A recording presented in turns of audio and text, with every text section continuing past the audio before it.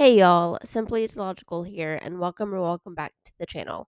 Either way, thank y'all for joining me for today's video where we are going to be going over the dev diary for October for Prehistoric Kingdom.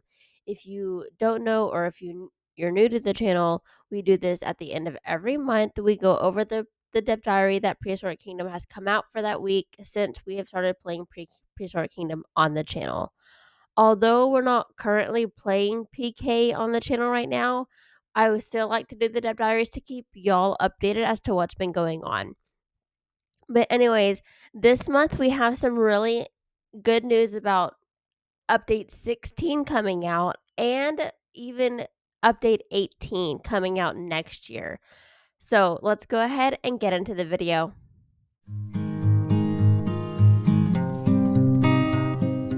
Starting off the dev diary, it says, "Welcome to the October development diary. We hope you've had a spooky month with plenty of park building to go around. In this post, we'll be exploring more of the new content coming in Update 16 and meeting a particularly cute friend. I wonder what that could mean." As we continue to march forwards, we've made good progress on Update 16. 6 out of the 9 upcoming Vivarium species have had their modules fully finalized, meaning it's time to move on to their animations and sound. You might even be able to get an early look at some of them over on the Patreon. And really quickly, I do have their link to the Patreon down below in the description if you would like to go join it. Our original duo, the Archeopteryx and Microraptor, have seen some adjustments too. While both have received a new rig and updated proportions, the Micro in particular has been given updated textures to truly make it pop. Those pants have never been fluffier. In October, we were also able to finally integrate FSR 3.1 into the game. Really quickly, I don't really know what that means. So if any of y'all understand that and if y'all could explain it to me down below, that would be great. For those unaware, using FSR basically allows the game to render at a lower resolution and then get scaled back up.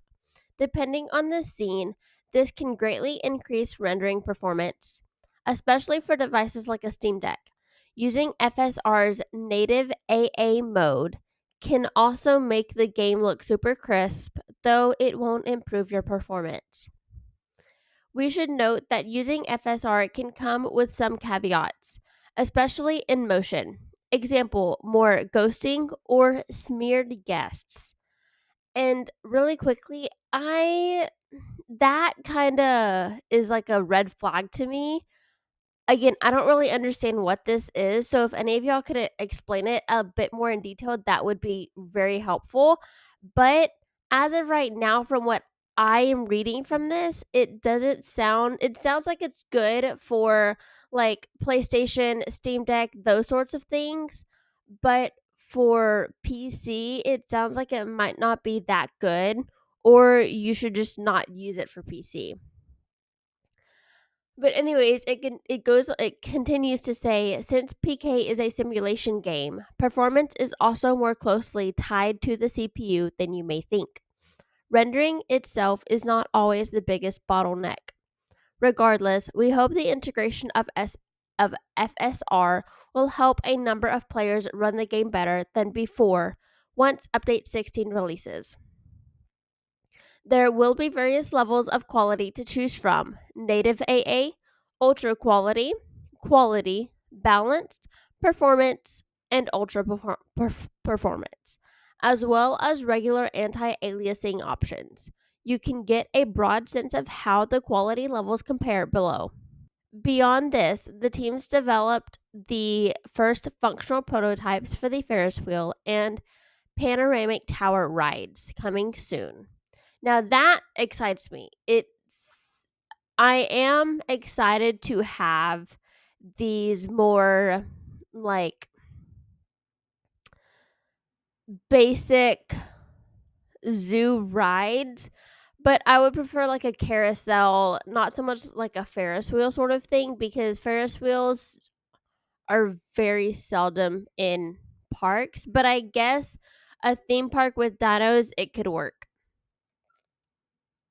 Anyways, moving on, it says we're using placeholder art at the moment, but visitors are able to properly board the rides and disembark when finished. Without a cashier, a ride cannot operate. These landmark style attractions have been notably absent in the zoo sim space, cough cough Planet Zoo, so we're super excited to finally bring them to the community. After all, who wouldn't want to see across a dinosaur park? And that is very true. However, I would prefer to do that not on a Ferris wheel, but on like a gonorail or something like that. Okay, but now it's time to move on to update 16 Vivariums. Coming soon to a park near you is the terrifying, massive jawed, tiny Simosuchus. This adorable pug nosed crocodile was originally found in the late Cretaceous floodplains of Madagascar, sharing a formation with popular dinosaurs like the mighty Majungasaurus, I believe is how you pronounce that. Despite its rugged appearance, Simosuchus was actually a herbivore. It had dozens of tiny leaf-shaped teeth in its mouth that were perfect for stripping low-lying vegetation thanks to the fossil record. This is another species our scientists were able to restore with a high degree of genetic accuracy. Big leaps for little kind. Over the last month, we've managed to add leaping and flying to the Vivarium Locomotion. Perhaps surprisingly, one of these new features can be seen with the Compsognathus. By adding enrichment to their habitat, your compies can see the world from a whole new perspective, jumping up onto logs or basking rocks. All of this is still very much work in progress, so please keep that in mind. Of course, aerial species like Archeopteryx can also leap, fly, or walk around their enclosure, just like the compy. Enabling enrichment such as climbing structures or forage boxes will give your birdies plenty of destinations. Flight as well as their pathing will be smoothed out in the final version. A splashing success. Using a new This is the part that I'm most excited about because this will hopefully lead into fixing my main issue with the water currently in game. Using a new water rendering system, vivariums will be able to generate their own water volumes on demand.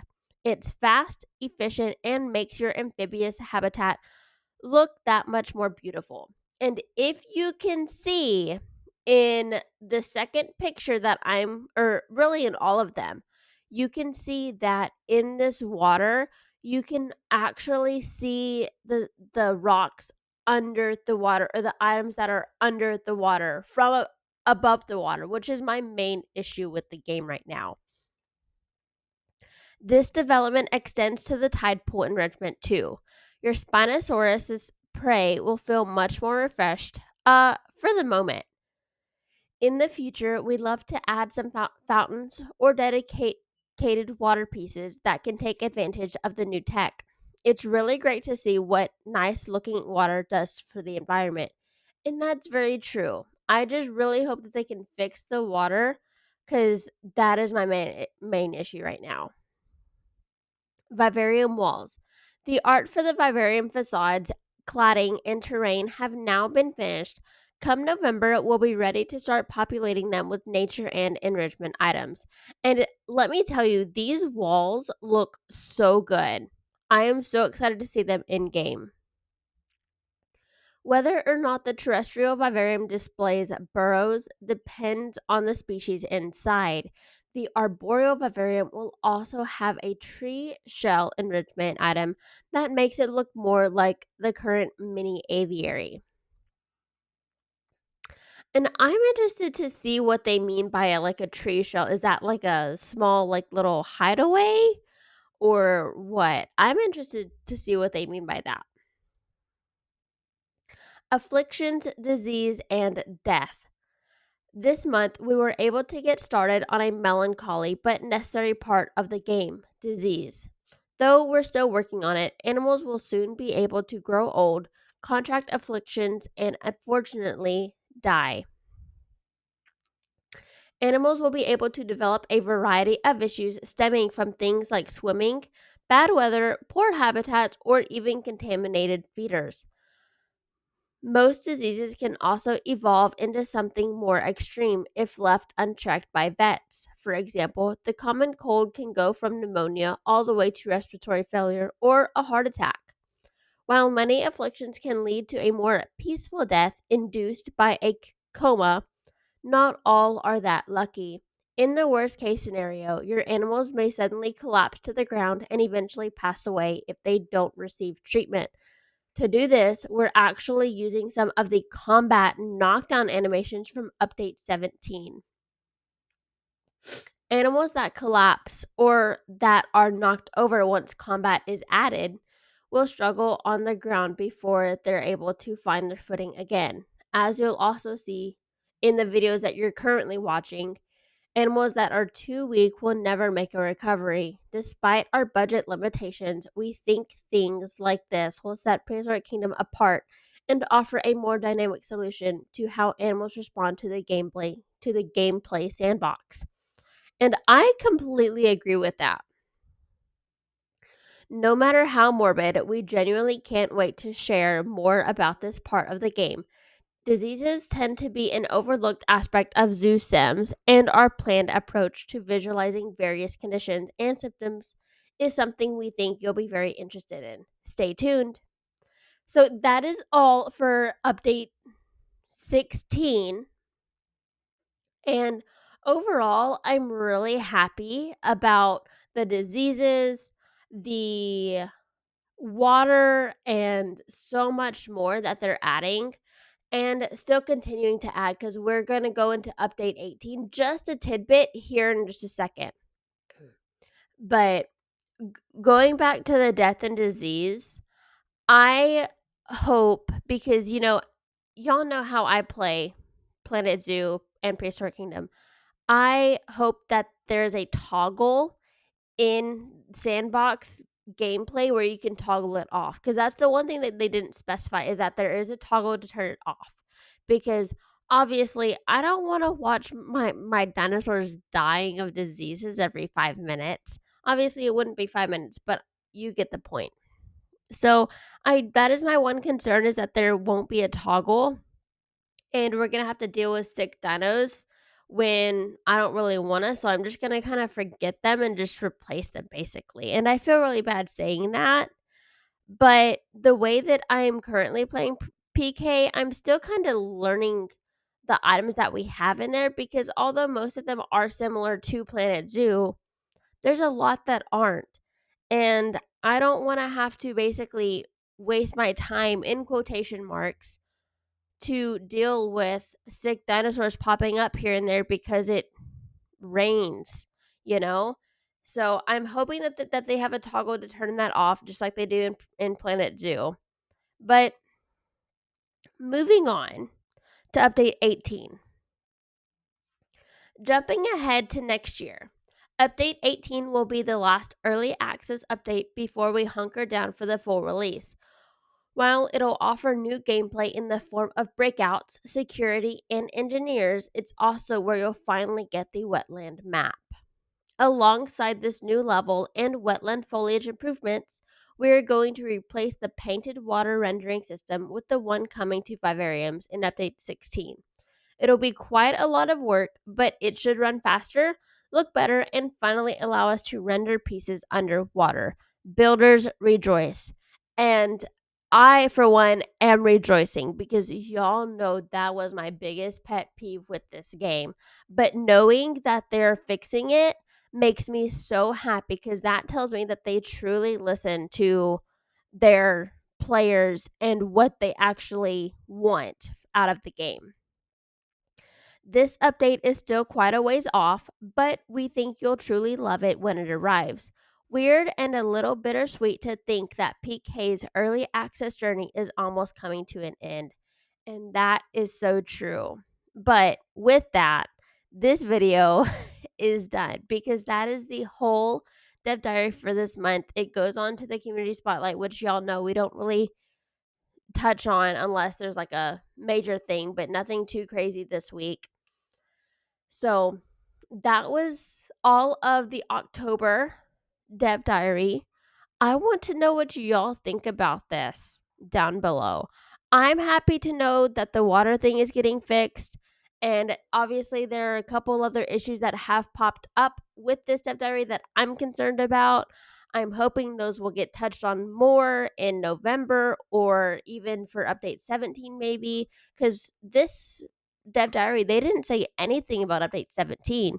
So I'm kind of wondering what all they're planning for update 17 because they didn't say anything about that.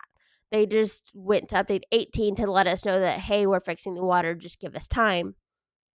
So, anyways, I hope y'all enjoyed this video. If y'all did, please make sure to leave a like, subscribe, all that good YouTube stuff, and I will talk to you on the next one. Bye, guys.